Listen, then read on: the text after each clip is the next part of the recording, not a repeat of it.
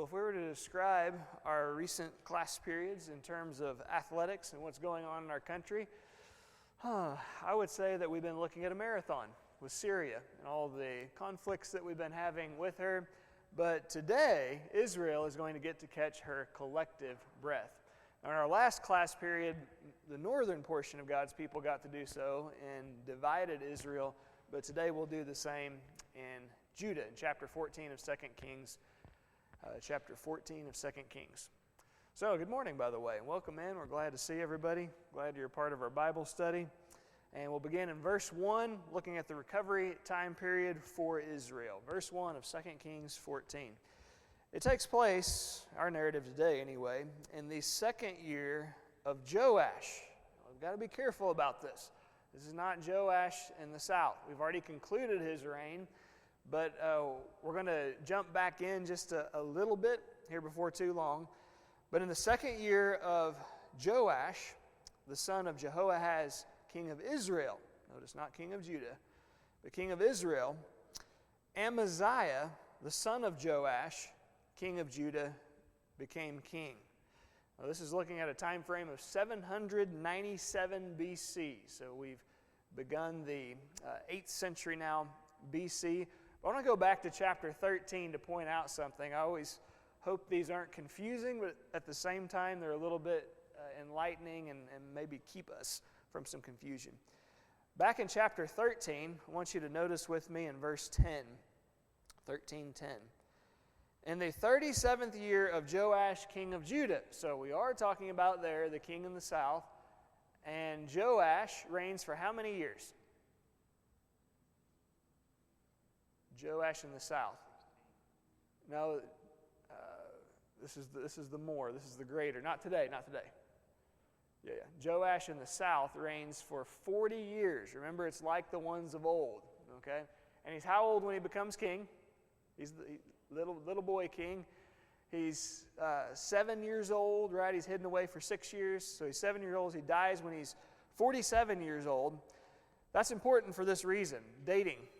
If you look in verse 10, in the 37th year of Joash, king of Judah, so he still has, counting that year, 4 years as king. In that year, Jehoash, the son of Jehoahaz, became king over Israel and Samaria, and he reigned for 16 years. So, sorry, that's not fair, is it really, Justin? That's the Joash or Jehoash in the north as compared to the south. So yeah, there's a 16. I see you. I'm picking up what you're putting down there. All right, so in the 37th year of Joash, king of Judah, Jehoash, or Joash, the son of Jehoahaz, became king over Israel and Samaria, and he reigned for 16 years. So remember, you have two Joashes reigning at the same time. We've had that before. What was it with Jehoahaz or one of those like that, where the names were the same at exactly the same time. So that can get a little bit confusing, but I want us to move forward now into our text, chapter 14, verse 1, and I have a reason for looking back at that. In the second year of Joash, the son of Jehoahaz, king of Israel, Amaziah, the son of Joash, king of Judah, became king. Okay, so Joash in the north has stepped in Joash is in the south, his 37th year, and this is in the second year of that. So now, in what year are we as far as our benchmark for the king in the south's reign? 37th year he steps in. Well, in the second year of his reign, that's going to be at 39 years. Does that make sense? 39 years for Joash. Probably be better if I had it, out so you could see it. So, this is in the 39th year, so he has 2 years left, Joash in the south, that Amaziah, the son of Joash, king of Judah, becomes king. And that means, once again, we have to have a co-regency, is the whole point of that, this taking place. So we see this a lot, and this is with his boy. He wants to groom his son, bring him along for whenever the time's right. And it's a good thing he started, because he only has a couple of years of life left. Okay, so verse 2 of chapter 14. He, that is Amaziah, who's the son of Joash, king of Judah, we're talking about the southern kingdom today. He was 25 years old when he became king, and he reigned 29 years in Jerusalem. So roughly we're looking at a time period for his reign of 797 to 769 BC. Some of these are difficult because you're not sure if they're dated from the point of co-regency or if they're simply independent reigns. But anyway, so he reigned 29 years in Jerusalem. Roughly you're looking at 797 to 769 BC. His mother's name was Jehoiada of Jerusalem. Good guy, at least in the beginning. And he did what was right in the sight of the Lord. You'll find that every now and then, not often, but every now and then you'll find that with the kings of Judah. Never do you do so with the kings of Israel. Yet he was not like his father David. He did everything as his father Joash had done. And we tend to do that as kids of our parents. That's no excuse. That doesn't mean that because our parents are one way, we're just locked in and we're one way or the other going to be that way.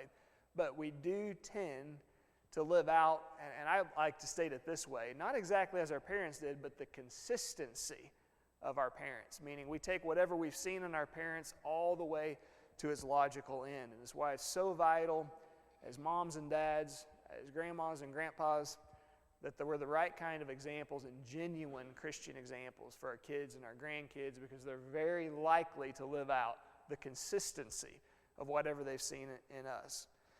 So he lives out the consistency of what he's seen in his dad, Joash.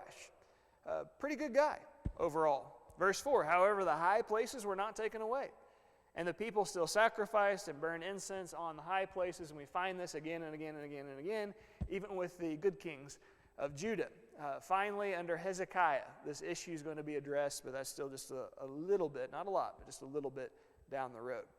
I want you to turn with me to the parallel of right around this passage anyway, 2 Chronicles chapter 24. And if you want to mark in that place, we'll be looking over in this general region a few times. It might save you some heartache and sweat and tears. 2 Chronicles chapter 24, just go ahead and mark that spot if you have the ability to do so. And I want to look back just a hair about Joash, and the reason for this is we just read that he did what was right in the sight of the Lord, Amaziah, the son of Joash, yet not like his father David. He did exactly as his dad had done, who was Joash. So let's remind ourselves, what kind of a guy was Joash? What kind of a reign took place with him? Verse 1 of 2 Chronicles 24. Joash was, as we reestablished, 7 years old when he began to reign, and he reigned 40 years, so there are our numbers, in Jerusalem. He would have been 47 when he passed away. His mother's name was Zebiah of Beersheba, and Joash did what was right in the eyes of the Lord all the days of Jehoiada the priest. And you recall, there's an insinuation there. He did really well as long as that guy was alive. What does that tell us about when the guy's not alive? And then we find it out in confirmation later. Jehoiada got for him 2 wives, and he had sons and daughters. After this, Joash decided to restore the house of the Lord. He's a good guy. And he has it on his heart that, look, for 150 years, this beautiful worship facility that we've enjoyed, and it hasn't really been cared for over the last century and a half the way that it needs to. There were probably some cracks in the foundations and some beauties hanging down from ceilings and things like that. So there are some things that need to be addressed, and he has it in his heart to do so. If you recall, it takes, 25 years or so. Government's a little slow a lot of times in doing things. But finally, he stays after it, and he's able to accomplish this during his reign. It's surprising, though, the conclusion of his reign, I feel like.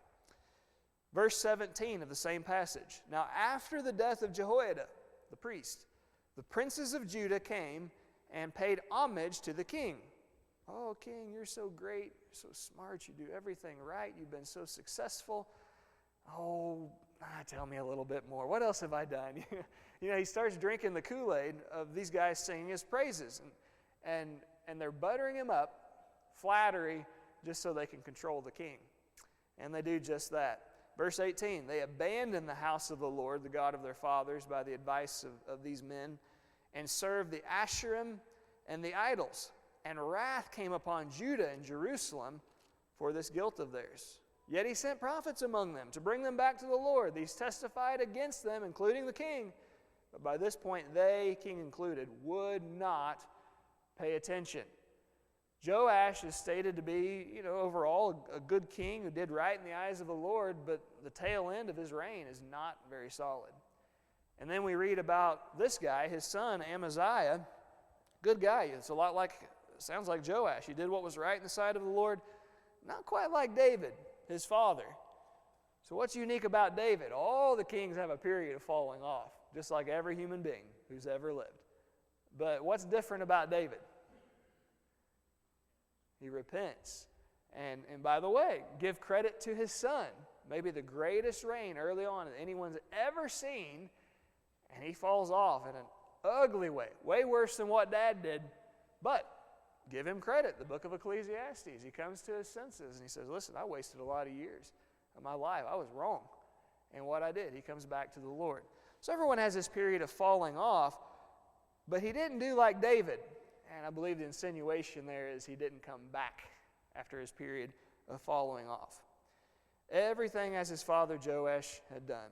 So we talked about the high places. Let's move on from there back in our text, 2 Kings 14 of verse 5. Now it happened, as soon as the kingdom was established in his hand, that he executed his servants who had murdered his father, the king. Okay, so let's flip back just a couple of chapters, maybe a page, possibly at the most for you. Chapter 12. Chapter 12, verses 20 and 21, just to kind of refresh ourselves what took place with that at the end of Joash's life, 40 years of reign, 47 years old.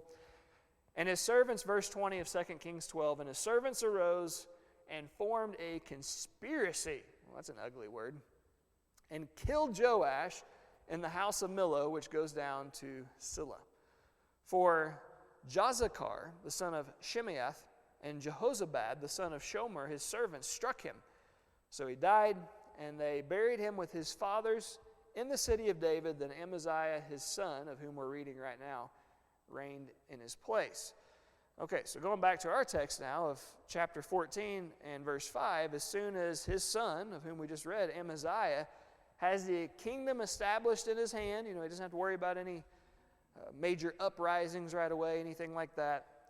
One of his first orders of business is he executes the servants who were responsible for the murder of his father, who served as king. Verse 6, but the children of the murderers he did not execute, according to what is written in the book of the law of Moses, in which the Lord commanded, saying, fathers shall not be put to death for their children, nor shall children be put to death for their fathers, but a person shall be put to death for his own sin. If you want to, I'll turn back and look at this. We'll read it quickly from Deuteronomy chapter 24. Deuteronomy 24 and verse 16, you'll find the confirmation of this. Fathers shall not be put to death. Moses, of course, speaking. Fathers shall not be put to death because of their children, nor shall children be put to death because of their fathers. Each one shall be put to death for his own sin. So, you see, this is a good guy who's trying to follow what's found in the book of the law, deep respect for God and for his teachings. I will pause to ask this, though. How do we make sense of what's stated here that children are not to pay for their fathers, to be put to death for their father's sins, and so on? And why is it that our God, Exodus 20 and the giving of the Ten Commandments, is a jealous God, visiting the iniquity of the fathers to the children and to the fourth generations?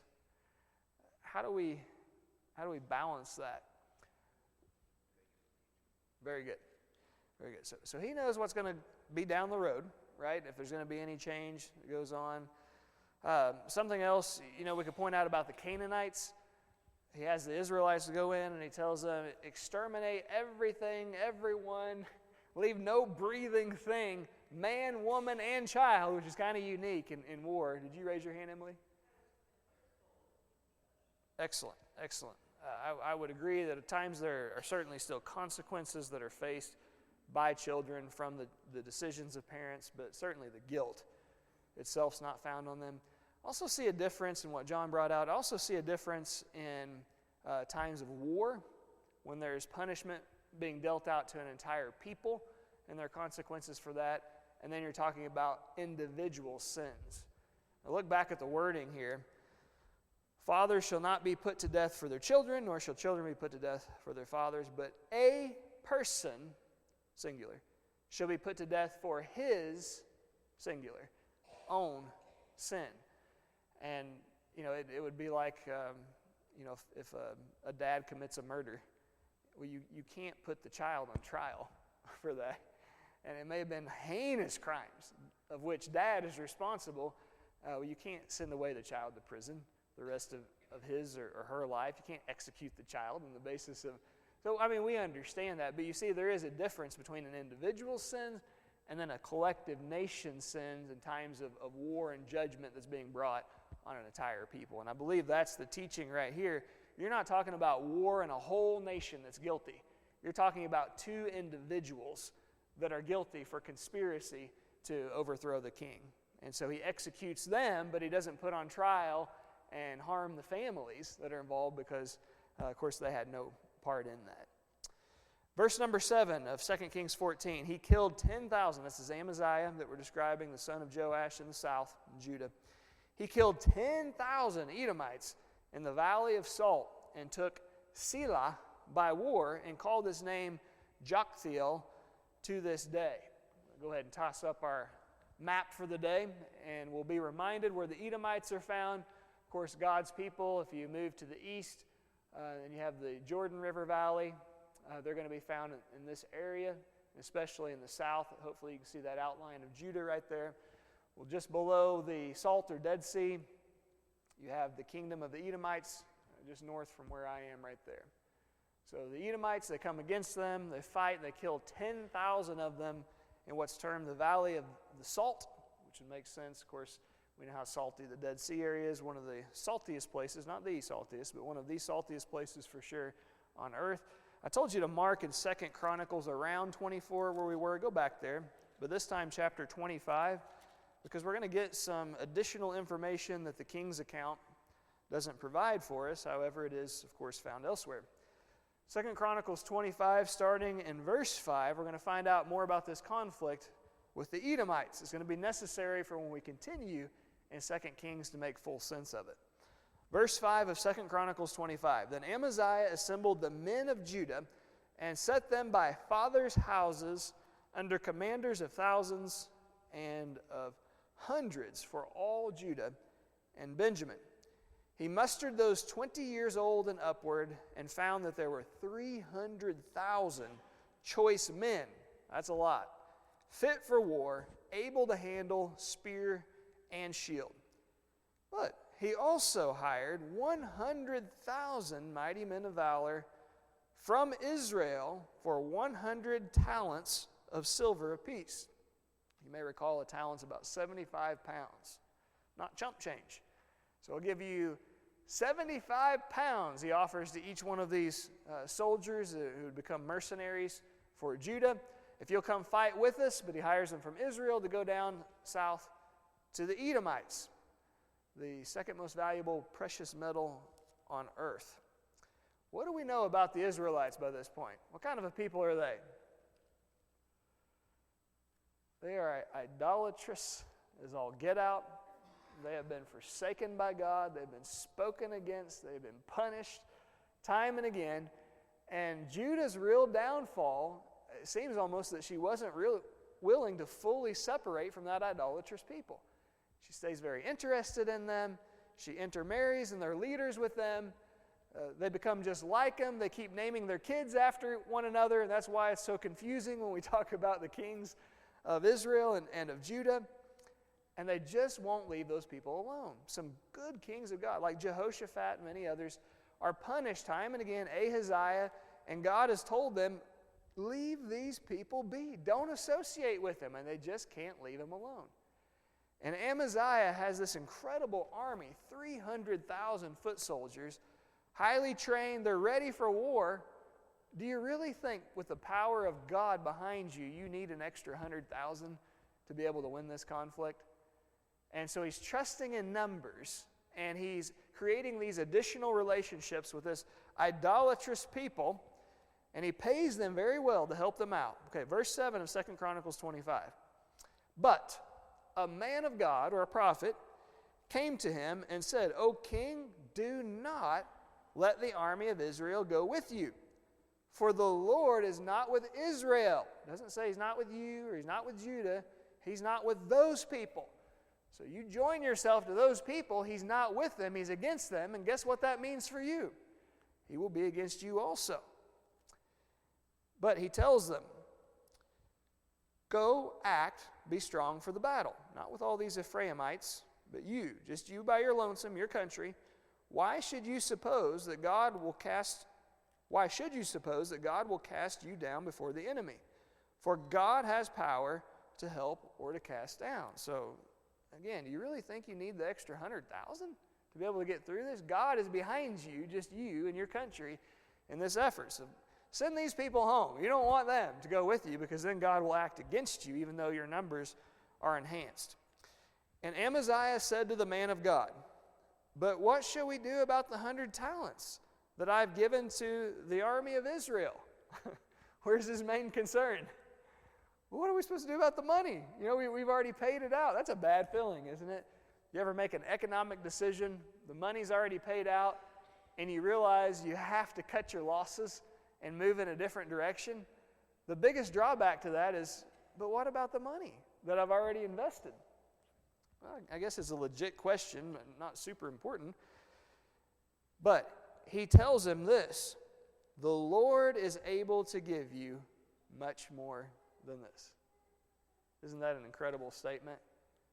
How often do we worry about money or bad decisions that we made somewhere along the way in economics, and what am I going to do? I don't have this much more. I don't have an extra $1,000 that I had prior before I made this decision.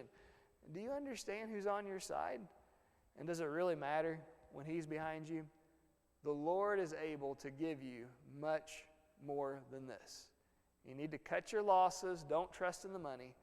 Trust in the one who has all the money in the world and all the money in heaven. And he'll take care of you. It'll always be okay. Then Amaziah did what the Lord said. Remember, he did what was right in the eyes of the Lord. He's a good king early on. He discharged the army that had come to him from Ephraim to go home again. And they became very angry with Judah and returned home in fierce anger. Why do you think they're so upset? Wouldn't it be nice if you think you're going to have to go fight a battle? Never mind, we don't need you anyway. You guys just turn around and go home. Well, we had promised to us 75 pounds of a precious metal. Yeah, and you have it. Go ahead, go home. But you don't even have to fight. Man, this is a good deal for them. Why do you think they're so upset? Okay, now it might be, first of all, that maybe they feel like they're being told, well, you're not as tough as our guys. We don't feel like we can rely on you. Maybe one thing, so it could be a pride issue. But the second one could be this. Maybe they understand that if they go in and they defeat this country and all these people, there are going to be a lot of spoils of war. So perhaps initially they just have what's offered to them, but then also maybe they're having an understanding they get to take some spoils off with them. Could be ego, could be money, could be both of them. But one thing's for sure, we know that they are not happy with the information they've just been given from the commander. So they become very angry with Judah and return home in fierce anger. They're fighting mad. They're soldiers, after all, who didn't get to fight. But Amaziah overlooks that, takes courage, led out his people and went to the valley of Salt, right around the Dead Sea down there where the Edomites are found, and struck down 10,000 men of Seir, one of the cities of Edom. The men of Judah captured another 10,000 alive and took them to the top of a rock and threw them down from the top of the rock, and they were all dashed to pieces. Fierce warriors. Verse 13, we're told, but the men of the army whom Amaziah sent back, not letting them go with him to battle. Those are the people of Israel. So as they're heading back through the territory of Judah, going home into Israel, we find that they raided the cities of Judah from Samaria to Beth Horon and struck down 3,000 people in them and took much spoil. So now they've turned against the ones who are supposed to be their allies. They know the army's out of town, out of the country. And so they raid their ally, take all of their things like spoil they might have gotten from down south that they didn't get to enjoy.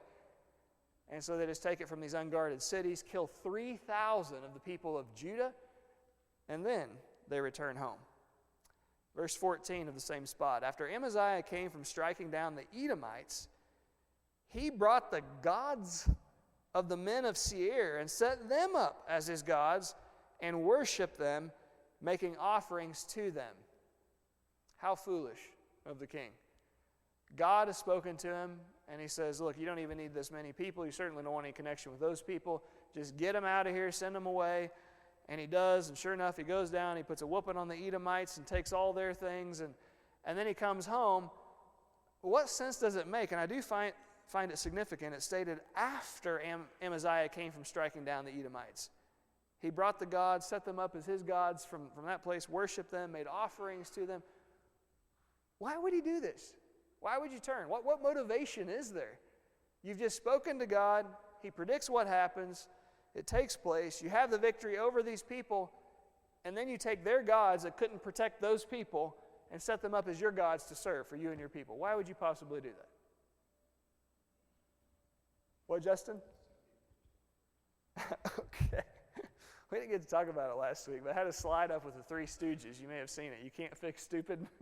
I hope that doesn't offend anyone. Some people don't like that S word, but that's true, right? If you refuse to learn, you can't fix it, if that's the case. Good, Justin. I think it might have something to do with he feels like maybe God has betrayed him, the God of Judah. And you think about it, he follows God's instructions, sends these people away, comes back, and then these people that he sent away pillaged his own land on the way back to Israel. And so maybe he feels like God is responsible for this. Okay, that could be one. But why would God let this happen anyway? Why would he give him this instruction to send these people away, full well knowing that 3,000 people of his land are going to be killed and their goods are going to be carried away? Okay, free will is one thing. But another is this. I think it's a small punishment of what Amaziah deserved for trusting in a people that for generations now God has told them, cut off your ties with those in this land. He keeps flirting with them just like the rulers before. And I think God is warning him, hey, look, I'm going to give you success in this conflict because you did listen to my correction, but you have not learned from history and listened to my other instruction. And so I think it's a small punishment probably that's being dealt out from God. It could have been a whole lot worse. He and all of his people could have been annihilated in this war, and they could have been controlled then by the Edomites. He still gives them victory, so I think it's relatively speaking, a small reprimand that's handed out by the Lord. Yes, I'm sorry, John. Well said, for sure. Emily? Say that one more time, I'm sorry. Oh, right. Oh, okay. Great. That's why I needed to hear it twice. I'm not sharp enough to make that connection. Thank you, Emily. Yeah, that definitely makes a lot of sense for sure. So just show even more. Listen, you can't trust these people. You don't want to have anything to do with them. And if that is a greater help down the line, as awful as it seems right now, wouldn't it be better possibly for the salvation of the country to experience maybe only the loss of some of your things and 3,000 people as opposed to, billions of dollars worth of your goods and perhaps millions of your people to be lost? That's a really good point. Yeah, I hadn't thought about that at all. All right, so let's finish reading here in 2 Chronicles 25, the parallel before we go back to our passage. Therefore, verse 15, the Lord was angry with Amaziah and sent to him a prophet who said to him, why have you sought the gods of a people who did not deliver their own people from their hand? But as he was speaking, the king said to him, have we made you a royal counselor? Stop. Why should you be struck down? Now, you remember Joash, dad, what happens with him in the latter days? There's a prophet by the name of Zechariah who comes to him and tries to talk some sense into him. And he basically says, who do you think you are? And he has the guy executed. And his dying breath is, may the Lord give you the vengeance that's required by the blood of my hand. And here we have this prophet who comes to his son, who's been a good king so far, makes a terrible decision involving idolatry. And these prophets come and they speak against what's taking place in the country. And this particular one, he says, hey, shut up. And we're not supposed to say that, right? That's more or less what he tells him. You shut your mouth. Who made you a counselor to me? You better stop speaking or you'll be executed. Living out the consistency of the parents, doing exactly the same thing that Dad did in his later years. Leaving the true God, serving idols, refusing the advice of prophets. Dad executed a righteous prophet, and he's threatening to do the same. So the prophet stopped at the request of the king, and he had the courage to make this remark, but said, I know God has determined to destroy you because you have done this and have not listened to my counsel. As we go back to our passage of 2 Kings 14, I think that helps because we don't read any of that in the king's account. And so we left off right here where he goes down to the Edomites in the Valley of Salt. He took Selah by war, called his name Joktheel to this day. Verse 8, Then Amaziah sent messengers to Joash, the son of Jehoahaz, the king of Jehu, king of Israel, saying, Come, let us face one another in battle. Now, if you don't have all that information from 2 Chronicles, you're like, whoa, what's happened here? Because the last we knew, these were good friends and allies, working together, and all of a sudden, hey, let's fight against each other. Well, there's a backstory to that, and it's because the Israelites, the men of war, the 100,000 mercenaries, were sent home, not allowed to take place in the conflict. They were extremely angry, either on the grounds of pride or money or both, and instead they plunder their ally, the people of Judah, and kill 3,000 of them while they're headed home. Well, Amaziah, king of the south, he gets home, and he sends to Joash, the king of Israel, and he says, hey, let's get together sometime and duke it out. And Jehoash, king of Israel, sent to Amaziah, king of Judah, with this proverb, saying, The thistle that was in Lebanon sent to the cedar that was in Lebanon. It kind of sounds like in the Judges, you remember that? The bramble bush, and kind of sounds like one of those type parables. Now, obviously, these are representative people. So, in the mind of Joash, king of Israel, who do you think the thistle would be, and who do you think the cedar tree would be? The thistle is going to be Judah. Amaziah, is going to be Amaziah, and the sturdy cedar tree is going to be how he views himself, obviously. Israel have a couple of egos that are hitting back and forth at each other. And the thistle said to the cedar in Lebanon, Give your daughter to my son as a wife, making a silly demand, like he could do such a thing, is what he has in mind. And a wild beast that was in Lebanon passed by and just trampled the thistle. Here's the meaning behind, in case we've missed any of it. Joash says to Amaziah in the south, You have indeed defeated Edom, and your heart has lifted you up. Glory in that, and stay at home. For why should you meddle with trouble so that you fall, you and Judah with you? Neither one of these guys is going to give an inch. And I think, again, a good lesson for us on a national but also a personal level. There's so much conflict can be avoided if we'll just swallow pride and we'll just talk to one another as reasonable human beings. These guys, their egos are out of control, and they can't just have a conversation with one another, and it leads to war between these two nations. But Amaziah would not heed. Therefore, Jehoash, king of Israel, went out. So he and Amaziah, king of Judah, faced one another at Bethshemesh, which belongs to Judah. And it's going to be right on the border of the two. Most of these places aren't going to be on the map. It takes so much time trying to point out every individual location of each one. I'll try to just generally state these as we move along. So you're looking right along the area of the border between Judah and Israel. So they faced one another at Bethshemesh, which belongs to Judah, and Judah was defeated by Israel, and every man fled to his tent. Now hang on just a second here. I thought Judah is the people of God and the one that he's behind, and here this atrocity has been suffered, so why would God empower Israel in the north to beat Judah in the south as they face off against each other?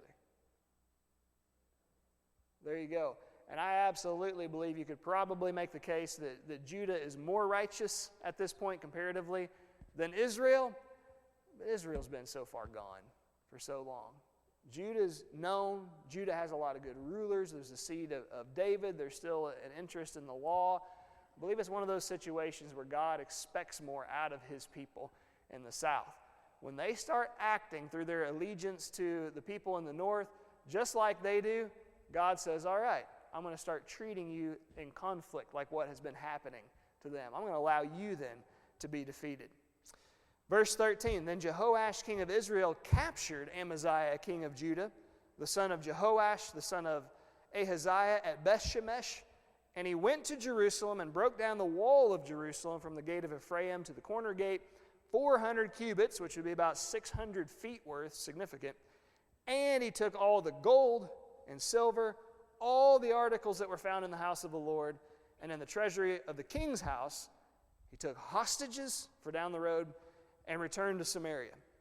Now the rest of the acts of Jehoash, which he did, his might, and how he fought with Amaziah, king of Judah, are they not written in the book of the Chronicles of the Kings of Israel? So basically he says, there's a lot of other information I could give you, but you know where it's found. It's in Scripture, elsewhere in the Chronicles. And so, God's an economist. He just doesn't repeat himself. And so he gives us direction over there if we want to know more detail, which we've already read. So Jehoash rested with his fathers and was buried in Samaria with the kings of Israel. Then Jeroboam, that's Jeroboam the second, not in the same family descendancy, but named after the first king of the divided Israel, reigned in his place. Amaziah, the son of Joash, king of Judah, lived 15 years after the death of the one who beat him in battle, Joash, the son of Jehoahaz, king of Israel. And again, we find the rest of the acts of the king of the south. They're written in the Chronicles. Verse 19, and they formed a conspiracy, ugly word, against him in Jerusalem. And he fled to Lachish. And that's going to be somewhere in the vicinity. If you look about the center of the Salt Sea and go over about 10, 20 miles to the west, that's the location of Lachish. But they sent after him to Lachish and killed him there. And they brought him on horses, and he was buried at Jerusalem with his fathers in the city of David. Now, why do you think there's a conspiracy that rises against him and he's executed while he's reigning as king? Like whom are we told that he chose to pattern his life? After his dad, Joash. So dad Joash starts out really well, then he turns to idols later in his reign. He stops listening to the prophets of God. He threatens them, all right? And eventually, how does he go out? He's killed by his servants in a conspiracy. He chose to live the life that patterned after dad. And so God said, all right, I'll just make your life then a carbon copy of your dad's, and you can go out in exactly the same way. Verse 21, and all the people of Judah took Azariah, he's also known as Uzziah in Scripture. Azariah, Uzziah, same person, just a different name, who is 16 years old, and made him king instead of his father Amaziah. He built Elath, which is down toward the Red Sea, right on the border you see at the bottom, kind of centrish of the screen. He built Elath and restored it to Judah after the king rested with his fathers. And I know it doesn't sound like super great all the way around, but we're actually going to have what you might refer to as the heyday of God's people, both in divided Israel and Judah in the next few verses. In the 15th year, verse 23, of Amaziah, the son of Joash, king of Judah, Jeroboam, that's Jeroboam the second, the son of Joash, so we're switching back over now to Israel, he became king in Samaria, and he reigned for 41 years. That's from 793 to 753 BC. So when we get done, we're looking at about 750 BC. And he did evil in the sight of the Lord, did not depart from all the sins of Jeroboam, the son of Nebat, who made Israel sin. He restored the territory, some good things though, of Israel from the entrance of Hamath. And if I go back, I believe, Lebo Hamath. So that's way up to the north. He restored the territory of Israel all the way up that far to the north. To the sea of the Arabah, which is the sea of the south, the Dead or the Salt Sea. I've been pointing that out a few times, so a good swath of land. according to the word of the Lord God of Israel, which he had spoken through his servant Jonah, the son of Amittai, we know him, the prophet who was from Gath-Hepher, which is a pretty northern point in Israel on the map also. For the Lord saw that the affliction of Israel, his people, not because the kings were good, but because he felt for his people. The affliction of Israel was very bitter, whether bond or free, and there was no helper for Israel. Who would like to say verse 27 for us? Beautiful statement. God never forgets about his own. Right?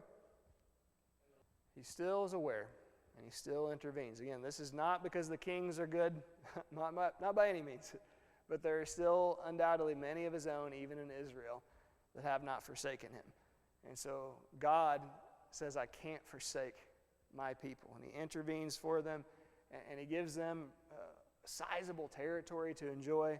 Once again, a little bit of reprieve, but unfortunately, of course, the kings just won't let the people be good and serve the Lord. I would ask you to turn over to, or back to chapter 13. Chapter 13 of 2 Kings. In verse 17, as is stated, this is a fulfillment of the word of the Lord, victory over Syria, reprieve that will take place.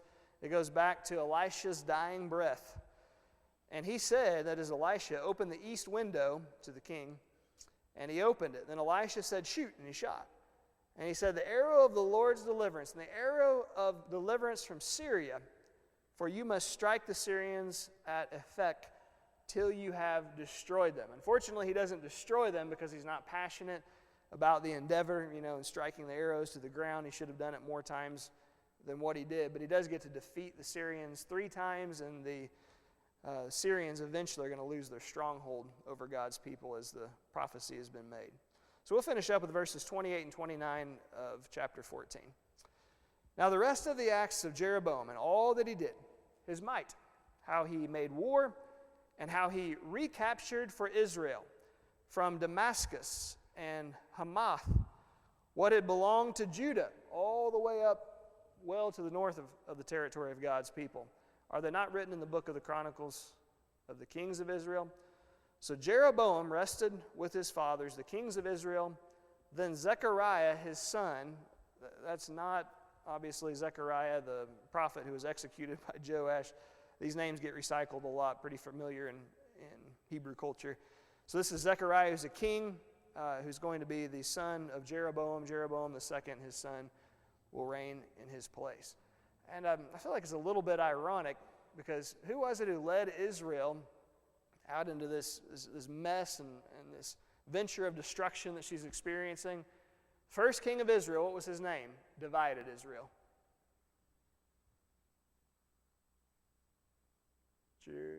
Jeroboam. And now, of all people, who does God choose to give some success to his wayward people Israel? Jeroboam.